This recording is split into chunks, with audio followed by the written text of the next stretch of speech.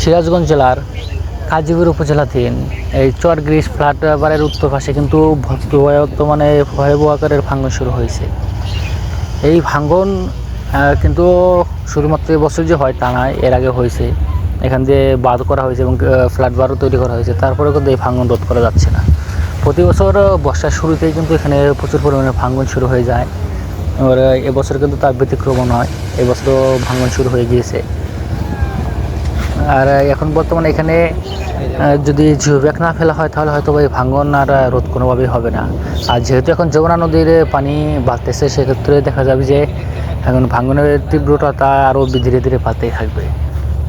সুতরাং অতি দ্রুত এখানে ভালোভাবে কোনো ব্যবস্থা না নিলে হয়তোবা এই চরগ্রিসে অঞ্চলের যে বাকি অংশটুকু আছে তার কিন্তু অধিকাংশই এই নদীগর্ভে বিলীন হয়ে যেতে পারে।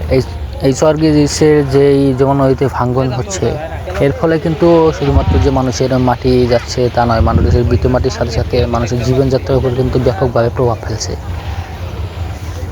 এই ভাঙনের ফলে মানুষের যে পরিমাণ ক্ষতি হচ্ছে সেগুলো কিন্তু মানুষের ঠিকঠাক করতে প্রায় 8 থেকে 10 বছর সময় লেগে যায়।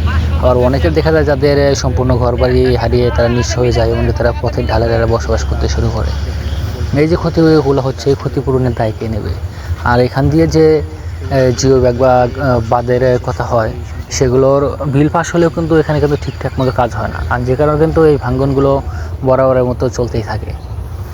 এক্ষেত্রে দেখা যায় যে সরকারের যে লোকজন আছে তারা যদি ঠিকঠাক মতো এই কাজগুলো করে তাহলে পরবর্তী সময় কিন্তু এই জায়গাগুলোতে আর ভাঙন হয় না। কিন্তু সরকার কর্তৃক গাফিলতির কারণে কিন্তু এই অসহায় মানুষদের উপর প্রতি বছর এই যমুনার খরা চাপতে থাকে।